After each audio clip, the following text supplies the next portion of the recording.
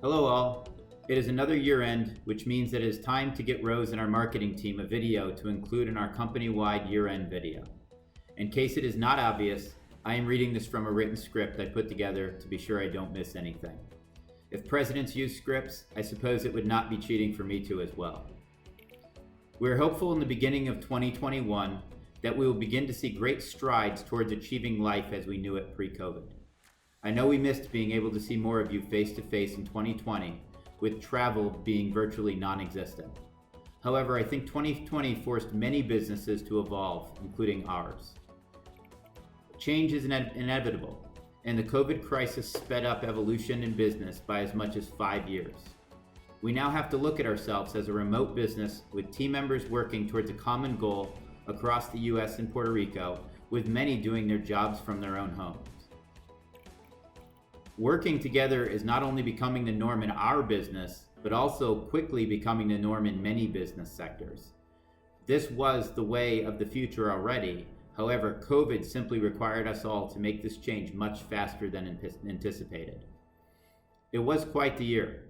In January of 2020, we were coming off a few high-quality year-end discounted debt deals that we closed, and we're excited to be in the middle of scaling operations to get ahead of what we thought was supposed to be a 20 to 25% scheduled growth year.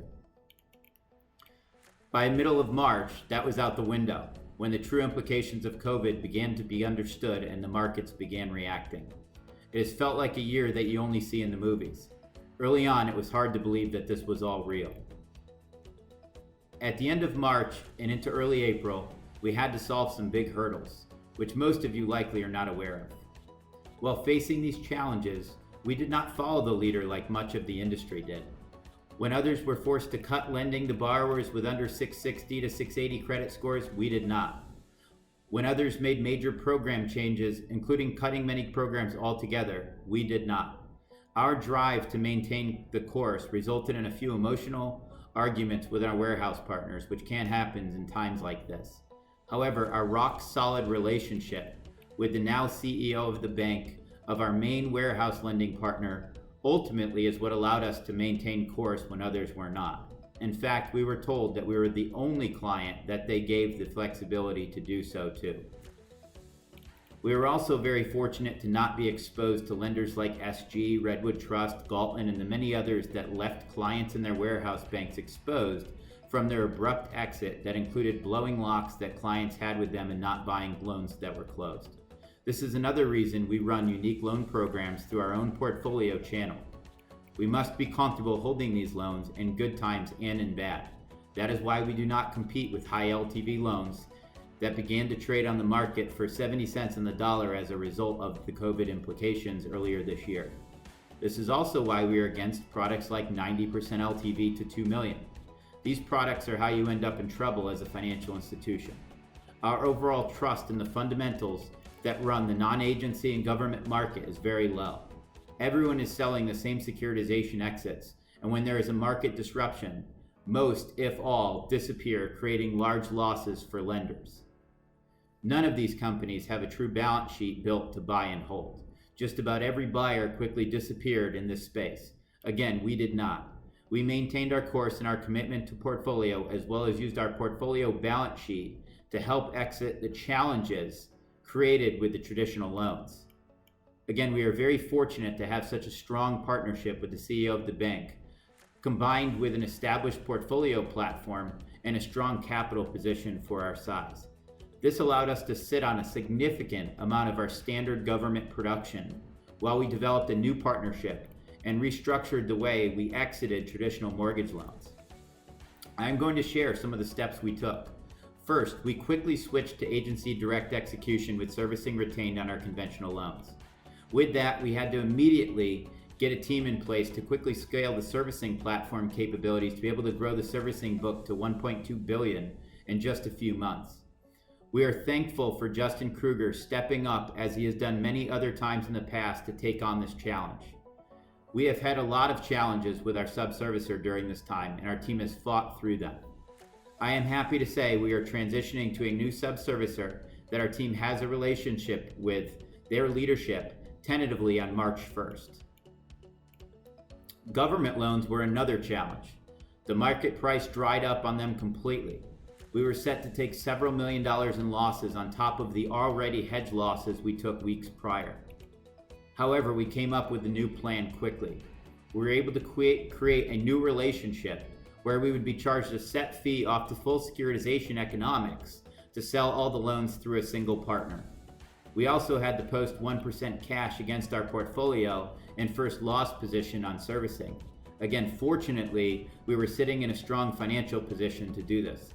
As a result, our team has been intricately involved with the Ginnie securitization process in 2020, and we are hopeful by mid-2021 we obtain our own Ginnie. At that time, we will have zero reliance on any outside company to run our business. Again, on top of posting the 1% reserve, we were also very fortunate that our capital position allowed us to sit on 4+ months of government loans without selling a single loan while we structured the process to do so. Commissions, payrolls, and other things do not stop when the market for loans dry up. We paid all of these out without revenue coming in the door after we had just taken the $5 million beating in hedge losses. On the basis of principle, we refused to take a material loss on the sale of the loans from the securitization value and liquidate as others were doing. Instead, we decided to create a structure that did not require us to do so. To be able to do this, we set up an additional warehouse line in under 1 month at a time when no one was giving out new lines, and we also created a secondary gestational facility that allowed us to use additional secondary facilities to free up room on primary facilities to provide the structure needed to exit directly from our facility to a Ginnie securitization, because our partner also did not have the capacity to bank our loans on their lines. I am very thankful to the accounting and post-closing team's dedication to learn an entirely new way of trading loans. We did not have a choice. We had to figure it out as we went. Looking back now, it is very impressive what we pulled this all off in about a 90-day window. There are only a few of the hurdles. These are only a few of the hurdles. When we look at everything we as a team had to fight through, including unprecedented growth, staffing shortages leading to turn time issues, it really says a lot about the resiliency of our team and what we overcame in 2020. We were at year end in a better staffing and operational position than we had been in all of 2019 and 2020. We were also about to shatter any previous volume records, and the volume is flowing through more efficiently than it has in the last 18 months in the month of December. Things are looking bright. The challenges we faced have made us stronger. We will continue to lead this company with the same resiliency that our entire team has shown in a very difficult year. We are fighters, problem solvers, and overall people with unparalleled work ethics. Those characteristics are what has allowed us as a company to continue to excel in difficult markets and use them as opportunities to get stronger. I thank everyone for their part you played in getting us to where we are today. Today we can say that we are very close to normalized turn times and back playing offense to continue our plan for reasonable growth while maintaining operational speed and efficiency. The changes we made throughout 2020 have made us stronger, more stable, and overall a more scalable business. I wanted to personally let every one of you know thank you and have a great holiday season.